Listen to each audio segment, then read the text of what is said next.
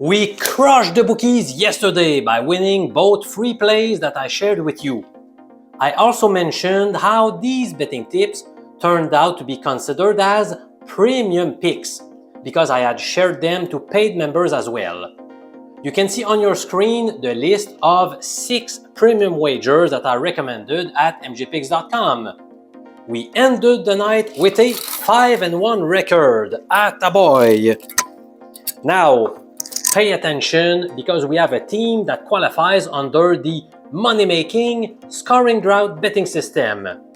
Last year, we picked up a 36-6 record by following its rules, while so far this season, we hold an 8-2 record. Still, some people tend to complain every time I present a pick that's supported by this betting angle.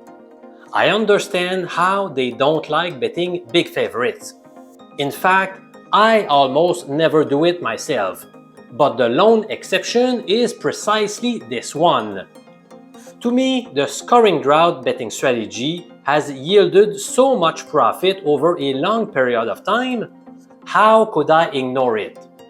If you have an 80% chance of winning a bet at minus 200 odds, then that's a good value wager. As simple as that. First, let me remind you how the system works.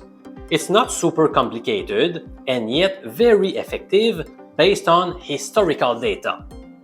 Suppose you have a team that plays on the road today and they are coming off 2 straight defeats while scoring 2 runs or fewer in each of those losses.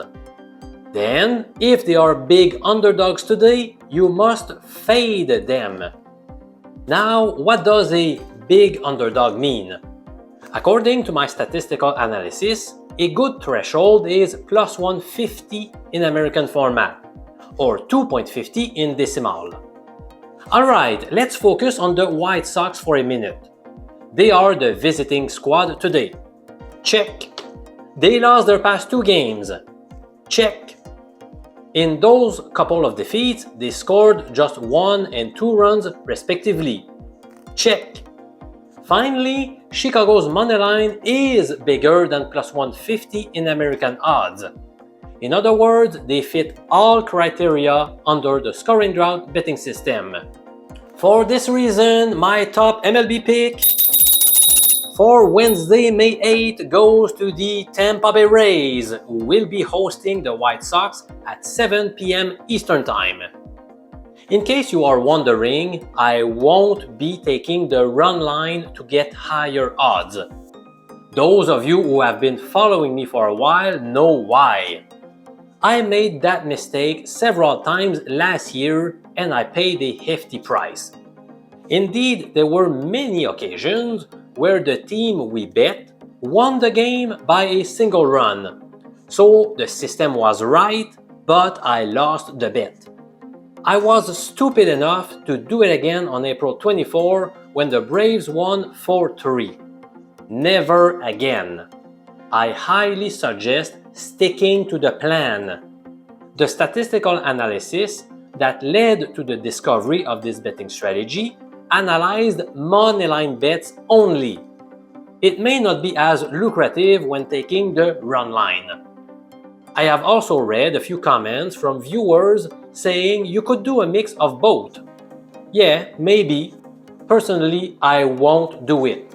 I am simply taking the Rays to win straight up. That's it. That being said, do we need to worry about the pitching matchup? Let's investigate further.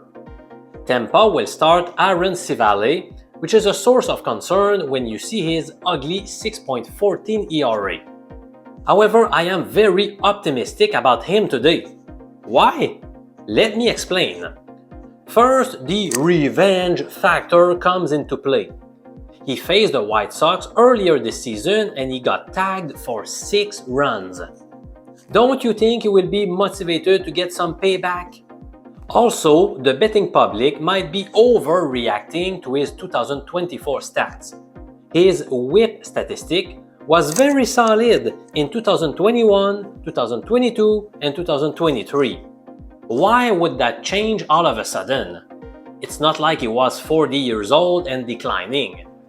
I think he will get back on track and it starts tonight. Chris Flexen gets the nod for Chicago.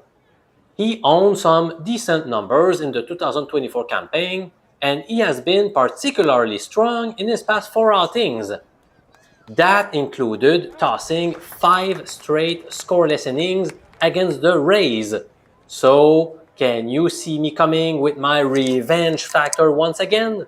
I think Flexen will get pounded tonight. He has only struck out 17 batters in close to 30 innings, which is a very bad ratio. Give me the Rays to cruise to their 6th victory in a row. Hey, did you know that over the past 44 weeks, my premium picks have generated a positive record 32 times versus just 12 weeks where we went below 500? It's never too late to join our community of bookie crushers at mjpicks.com to receive the top betting picks both via email and SMS every single day. Cheers, my friend!